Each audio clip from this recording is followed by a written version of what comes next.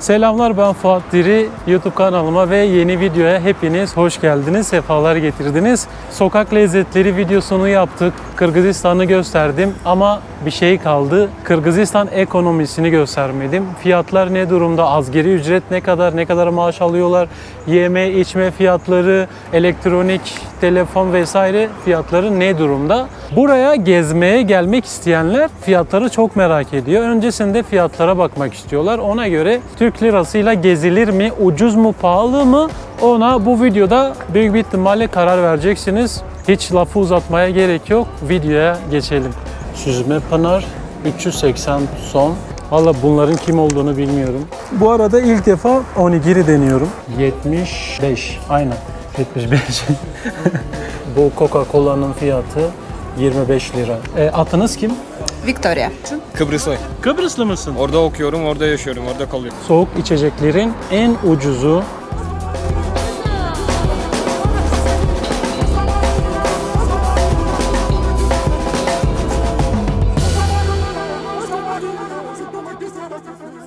İlk durağımız market olacak. Sizlere marketin genel fiyatlarını göstereceğim. Oradaki fiyatlar ne durumda? Yeme, içme vesaire, süt ürünleri, un, ekmek, bunları göstermek istiyorum sizlere. Şunu da söylemek istiyorum. Her yer yemyeşil arkadaşlar. Ağaçlarla doldurmuşlar. Kırgızistan'da en sevdiğim şeylerden bir tanesi de bu oldu. Bu ağaçların, yeşilliğin, parkların olması gerçekten çok fark yaratıyor. Park ve ağacın olmadığı bir şehir düşünün, bir de park ve ağaçların olduğu şehir düşünün. Birazcık rüzgar eksikliği var burada. Çok rüzgar esmiyor. O bakımdan dolayı birazcık nemli ve sıcak geçebiliyor. Zaten neden nemli olduğunu ben de anlayamadım, çözemedim. Biraz canımı sıkan başka bir konu daha var. Hostellerde, tuvaletlerde, genel tuvaletlerde taharet musluğunun olmaması. Evet. Arkadaşlar, Ermenistan'da, Gürcistan'da, başka yerde de vardı sanırım, hatırlamıyorum. Buralarda olduğu gibi burada da aynı şekilde taharet musluğu yok. Bir peçete var, hiçbir şey yok yani. Bunu ben anlayamadım. Hani buradaki insanlar da çünkü namaz kılıyor, Müslümanlar, camiye gidenler var. Hani nasıl oluyor bilmiyorum. Çok garip yani ya. Orada zaten klozet var. Yani suyun olmaması çok saçma. Hostelde özellikle, hostellerde, klozetlerde hiç yok. Normal tuvaletlerde, alaturkalarda var mı bilmiyorum. Onu da görmedim. Ermenistan'da yoktu. Ondan eminim. Burada daha denk gelmedim, görmedim. Bilmiyorum. Bir de Hintliler arkadaşlar. Bu Hintliler yani bence hayatları, yani yaşamları gereği, ahlakları gereği böyle olmaları gerekiyor. Düşüncesizler. Düşünce yok bu adamlarda, insanlarda. Çok ses çıkartıyorlar, çok gürültü çıkartıyorlar, telefonla yüksek sesle konuşuyorlar, yüksek sesle Reels videolarına bakıyorlar, telefon dinliyorlar, ne bileyim. Yani şunu düşünmüyorlar, belki yatakhanede birileri uyuyordur. Saat fark etmiyor. Herhangi bir saatte bunu yapmamaları gerekiyor. Maalesef bu arkadaşlar, Hintli arkadaşlar bunu düşünemiyor. Yani ben şöyle de düşünüyorum, ben gene de yadırgamıyorum. Ama onların bence yaşam tarzları öyle. Öyle gördüler, onu düşünemiyorlar. Hayatları boyunca hep böyle yaşadılar belki. O yüzden olabilir ya. Şimdi markete geldim. Çekime izin verirler mi, vermezler mi bilmiyorum ama içeri gireceğim direkt. Sizlere fiyatları göstereceğim. Şöyle et ürünleri var, tavuk ürünleri var. Nereden başlayalım? Sütten başlayalım. Sütü göstermek istiyorum sizlere. Böyle süt var, 60 som. Şöyle etiketlerin yanında 106 da var, 69 da var şöyle ama 71 de var. Bu büyük ihtimalle evet 71. 35 liraya tekabül ediyor. Bu da 30 liraya tekabül ediyor. Süzme Pınar 380 som. Yani yaklaşık 200 lira diyelim, 180 liraya tekabül ediyor. 180 lira. Onlu yumurta 122, 60 lira. 15'lik yumurta 80 lira.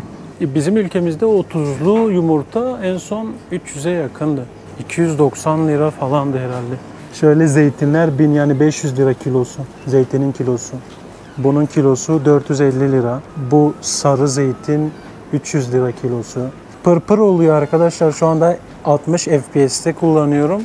Böyle elektriklerden dolayı düşük elektrikli olma oluyor yoksa yüksek elektrikten kaynaklı mı onu bilmiyorum ama 60 FPS olduğu için pırpır oluyor. 1 kilo 228 gram var. 1056 yani 500 lira. Çok ucuz bence. Kilosu 860 sommuş. Bakın bu parça böyle 600 gram. 530 som yani 250 lira. Şöyle çikolata bölümü. KitKat var. KitKat 40 lira bir tanesi. Snickers var 50 lira. Bunun tanesi 50 lira. Kutu Fanta 73 yani 35 lira. Bu Coca-Cola'nın fiyatı 25 lira. Şöyle 1 litrelik var 45 lira. 2 litre kola var 55-60 lira diyebiliriz buna. 55 lira. Sular çok değişiyor arkadaşlar. Bazı yerlerde su var 15 lira, 20 lira, 10 lira. Bazı yerlerde 50 lira. Burada su 15 lira. Gördüğünüz gibi. Değişik markalardan yağlar var. Bunun fiyatı 180 yani 90 lira. 1 litre. Şöyle 55 lira. Onun yani 10. Çaykur var böyle. 250 lira. 200 lira diyelim. 300 lira. Kuru kahveci Mehmet Efendi var. 120 lira. Şunlardan var böyle büyüğü 400 lira. Küçüğü 250 lira. Burada fazlasıyla böyle narlı, çilekli, ne bileyim portakallı sular oluyor. Limonlu sular oluyor. Bu renkte su gibi ama tadı portakal, limon. Limonlu soda gibi. Bezler var. Bezlerin fiyatı bu şekilde 200 lira, 180 lira, 180 lira, 150 lira, 150 diyelim. Şöyle. Bebek bezleri ucuz burada. Türkiye'de daha pahalı sanki. 250 lira böyle 250 lira. Deterjanlara bakalım. Persil 200 lira böyle. 1,5 kiloluk Persil. Ariel var böyle. 1,5 kilo 220 lira. Rulolar var böyle. 40 lira, 45 lira. Red Bull enerji içeceği 70 lira. 65-70 lira arası. Büyüğü 100 lira. Şöyle şampuanlar var. 200 lira, 200 lira, 200 lira. Hepsi 200 lira. Bakın arkadaşlar sabahları buradan simit, poğaça, börek falan alabiliyorsunuz. Hemen burada mikrodalga var. Mikrodalgaya atıp sıcak sıcak yiyebiliyorsunuz. Burada da böyle meyve reyonu çok tatlı, çok küçük. Çok da güzel dizayn edilmiş. Fiyatı da yazıyor bu şekilde. Kilosu 241 yani 100 lira kilosu. Portakalın kilosu 120 lira. Gerçek fiyatlar mı ya? Çok pahalı değil mi? Ekmek var. Ekmeğin tanesi ne kadar acaba? 30 son. 15 lira ekmek. Ekmeklerin tanesi 15 liradan başlıyor. 10, 15 lira, 20 lira ekmekler. Onigiri mi bu? Onigiri mi? Ciddi olamazsınız ya. Arkadaşlar onigiri varmış burada. Bir tanesini denesem mi ne yapsam? Basakança bu. 105 son. 50 lira. Bir tane alayım. Vallahi bir tane alacağım. Market fiyatları bu şekilde. Pazarda çok daha ucuz oluyor market bu gösterdiğim fiyatlar. Tabii pazarda şeyler, meyveler, sebzeler, ekmekler çok daha ucuz oluyor. Market fiyatları bir tık daha pahalı geldi bana, bilmiyorum. Asgari ücreti 350 dolardan başlıyor. Birkaç kişiye sordum. Biri 350 dedi, 340 dedi, 330 dedi. Yani 350'den başlıyor. Bunu nerede yiyebilirim? Ben burada şunu deneyeceğim, onigiri. Şu tarafa döneyim. Işık vursun. Bu arada ilk defa onigiri deniyorum. Sushi yedim daha önce. Ama böyle marketten onigiri alıp da yemedim. Görünce de çok mutlu oldum açıkçası. İçinde bildiğiniz pirinç var. Soğuk. Şöyle balık kokuyor. Balıklı bu.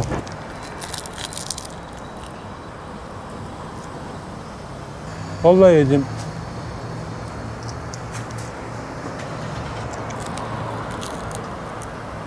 Arkadaşlar şöyle bir parka geldim. Parkı göstereyim sizlere. Zaten her yerde park var. Ve her yerde böyle doğal içecekler var.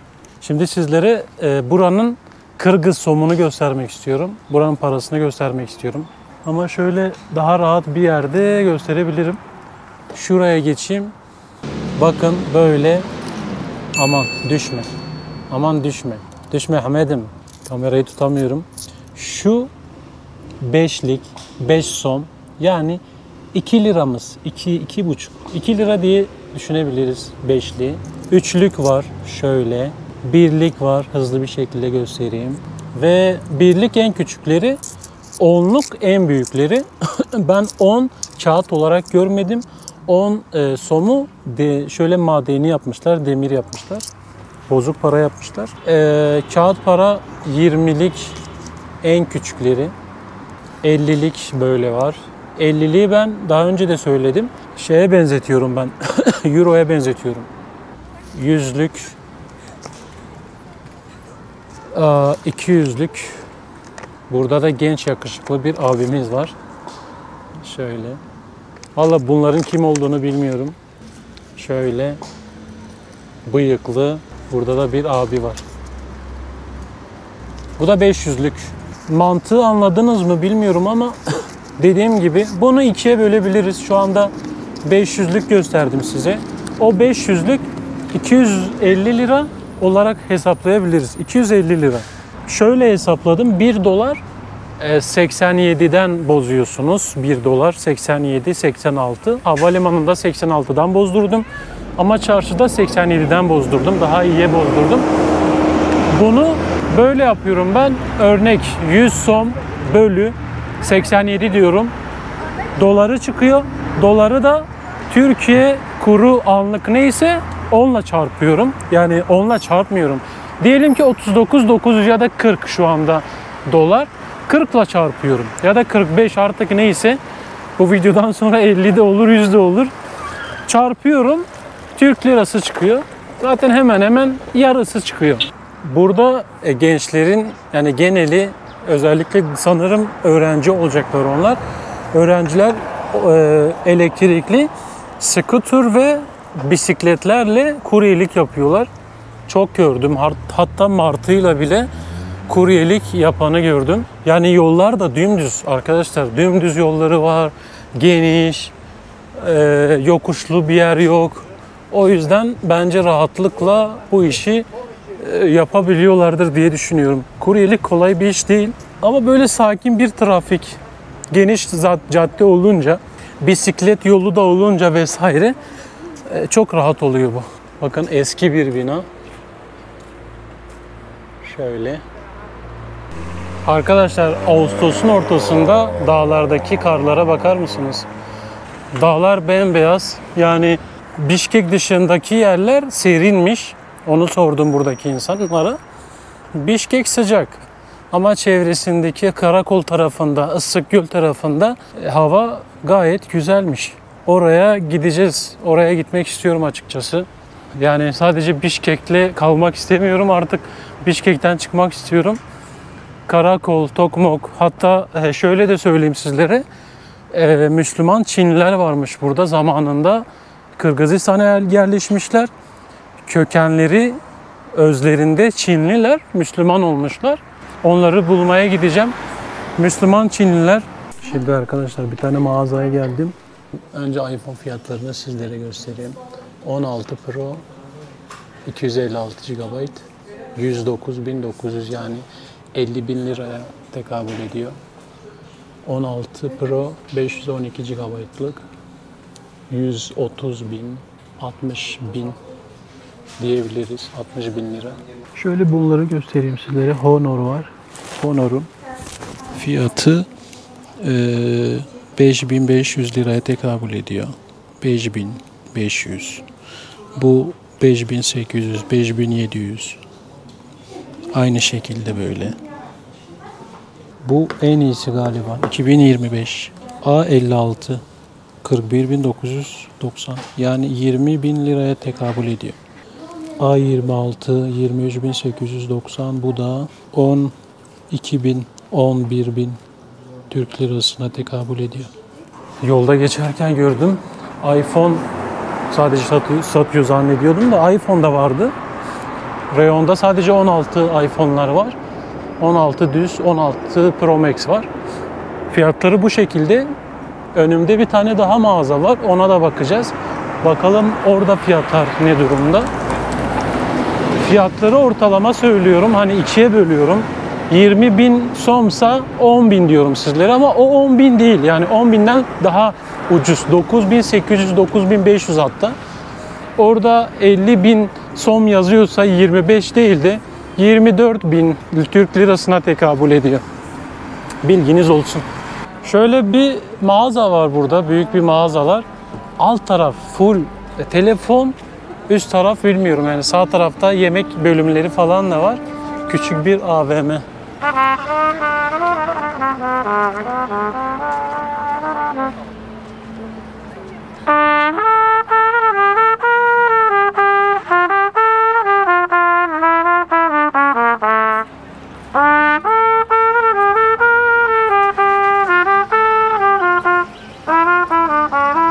Yakıcı sıcakta vallahi. Güzel de çalıyor. Saksafon. Severim saksafonu. Şöyle bu tarafta bir çalışma var. Büyük bir ihtimalle inşaat çalışması, evet inşaat çalışması var. Bu büyük bir AVM, beni buraya yönlendirdiler. Sordum buradakilere nereye gitmem gerekiyor teknolojik ürünleri göstermek için. Burayı gösterdi bana haritadan. Buraya git. Burada bulabilirsin her şeyi dedi. Salam. Здравствуйте. Kandaysan? Все очень хорошо, да. Yaşlı. Ben Türkiye'den geldim. Нет. Türkçe bilmiyorsun. Biliyorsun Türkçe. Ben fiyatları göstermek için geldim. Telefon fiyatları, bilgisayar fiyatları, yani laptop price, netbook, phone price. Türkçe konuşabiliyor musun? No. Hayır. MacBook this price. Şöyle fiyatları göstereyim arkadaşlar. Bu MacBook Air M4 fiyat. 152.990 som arkadaşlar. Da. Tamam. Это 15. 15 inç, 13 inç. 15 incin fiyatı şöyle, 13'ün de böyle. Hızlı bir şekilde geçelim. Price MacBook M3, Pro. M3 Pro, şöyle M3 Max var. 265.000 som. Yani yaklaşık 130.000-140.000 liraya tekabül ediyor. Adınız kim? Victoria. Victoria. Yes. Benim adım Fuat. Очень приятно. 15 Pro Max. Bu 15 düz. iPhone 15 düzün fiyatı 256 GB'lık 74.990, yani 34.000-38.000 lira civarı. 15 Pro Max 512 GB, 1 TB, 256, fiyatlar bu şekilde. Şöyle 1 TB fiyatı 148.000, yani 70.000 liraya tekabül ediyor. 16 Pro. 16 Pro'nun fiyatı da böyle. 146.000 son. Yani 70.000 lira. 16 Pro Max. Fiyatı bu şekilde. 156.000. 75. Aynen. 75. Thank you so much. Spasiba. На здоровье. Spasiba. Victoria. Paka paka. Rahmat. Spasiba. Rahmat. Haydi gidelim. Çok hızlı oldu. Çok da oyalamak istemiyorum. Müşteri var. Müşterilerle ilgileniyorlar. Kendisi de Türkçe bilmiyor. YouTube kanalıma abone değilseniz eğer, hala abone değilseniz eğer, abone olmayı unutmayın.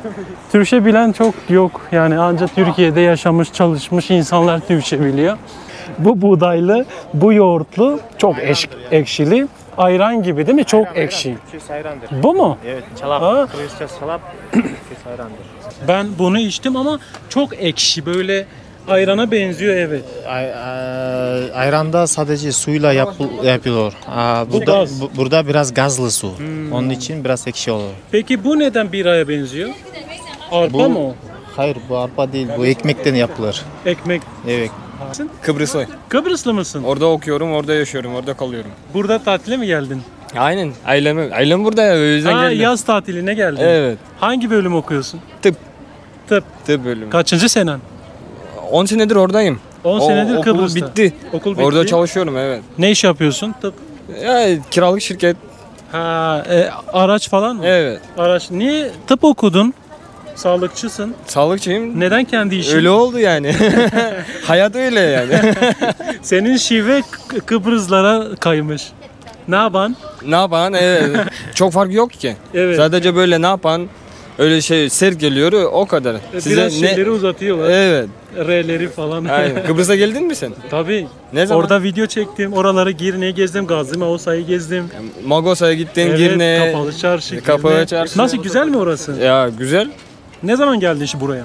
4 gün oldu. Ne zaman dönüyorsun? Bir hafta içinde döneceğim. Döneceğim. Kıbrıs Tekrar. güzel ama. Ya çok sıcak ya.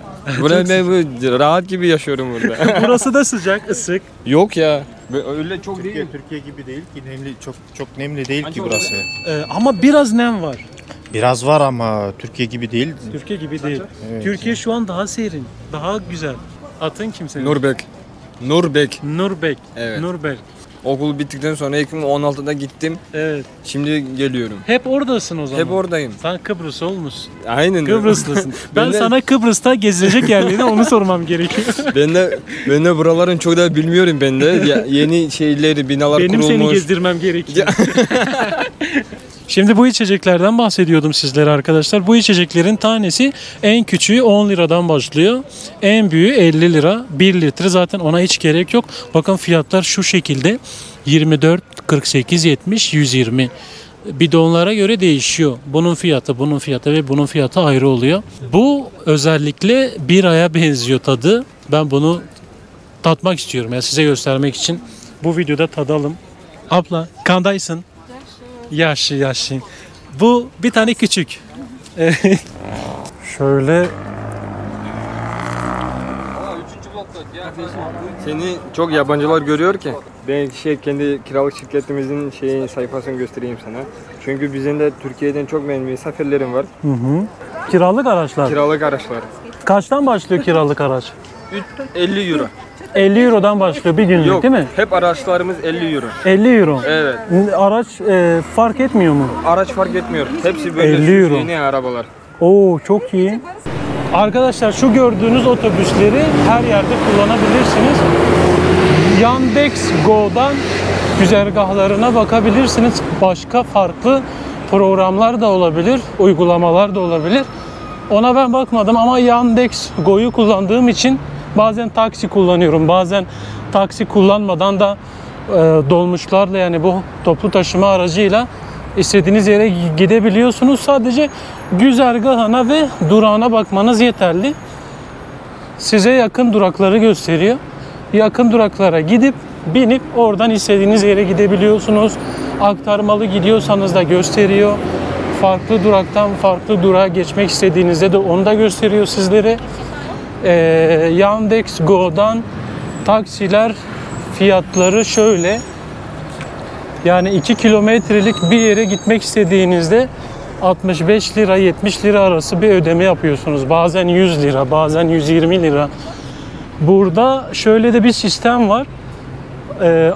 İş çıkışı pahalı oluyor. İş çıkışı pahalı oluyor. Trafiğin yoğun olduğu saatlerde fiyatlar artabiliyor. Bilginiz olsun. Yani Yandex Go'da tek başınaysanız biraz aradan şeylerden kısıyorsanız, ekonomik geziyorsanız toplu taşımayı kullanabilirsiniz. Ama ben mesela 2-3 kilometrelik yol geldim, yürüyerek geldim. Hiç yormuyor, yani zerre yormuyor. Çünkü yollar dümdüz, ağaçlık, her yer yemyeşil. Hava çok öyle aşırı sıcak değil. Gölgelik olduğundan dolayı sıcak değil. Ama güneşte yürüdüğünüz zaman aşırı sıcak oluyor. Bir konuma gitmek istediğinizde 5 kilometre, 6 kilometre tabii taksi veya toplu taşıma kullanmanız gerekiyor. Çok uzak oluyor, aşırı uzak oluyor öyle. Yani fiyat bu şekilde. Buradan geçerken arkamda gördüğünüz bir kafe. Burası içerisi çok farklı bir içerisinin çok farklı bir ambiyansı var. Şöyle göstereyim size. Kore kafesi gibi. Şöyle göstereyim. Bakın ambiyans bu şekilde. Kore kafesi gibi. Kore restoran, kafe. Dışarıda konuşayım ben. İçerisi çok sessiz, sakin. Benim sesim çok çıkacak. Ben fiyatlara bir baktım. Hem Kore kekleri, yemekleri mevcut burada. Hem de normal içecekler var. İçeceklerin fiyatlarını söylemek istiyorum sizlere. Kahve fiyatı en ucuz 40 liradan başlıyor. Bildiğin fincan kahve 40 liradan 35 liradan başlıyor. Americano 45 liradan başlıyor. 40-45 lira. Şöyle QR kodla okuttum. Buradan bakıyorum. Direkt menüye bakıyorum. En pahalısı Türk lirasıyla 75 lira. En pahalı sıcak içecek. Soğuk içeceklere bakalım. Soğuk içeceklerin en ucuzu 45 lira. Bu da aynı şekilde 150 liraymış. En pahalı içecek 150 lira. Şöyle milkshake'ler falan var. 3 tane 4 tane çeşit milkshake'ler var. Çilekli, naneli, limonlu vesaire bir sürü şey var. Bunların fiyatı da 120 lira. 120 liraymış milkshake'lerin fiyatı. Burada genelde restoran, kafeler oluyor. Hem restoran hem kafe oluyor. Hem de dışarıda da içecekler var. Mesela şu anda meydandayız. Burası Alato Meydanı. Şu gördüğünüz kubbenin hemen alt tarafında böyle bir yol var. Sol tarafında bir sürü içecekler var. Hani soğuk soğuk içecekler satıyorlar. Küçük küçük dükkanlar var. Orada içecek de alabiliyorsunuz. Zaten bir önceki videolarımda buraya geldiğimde, önceki video muydu? Yok, değildi. Ondan önceki videoda bundan bahsetmiştim. 45 metrelik devasa bayrağın altında saat başı nöbet değişimi oluyor. Nöbet değişimini ben göstermiştim sizlere. Şimdi sizlere zaten kahveyi, içecekleri vesaire gösterdim. Markette de içecekleri gösterdim. Kahve, oradaki kola, mola, su vesaire içecekleri gösterdim.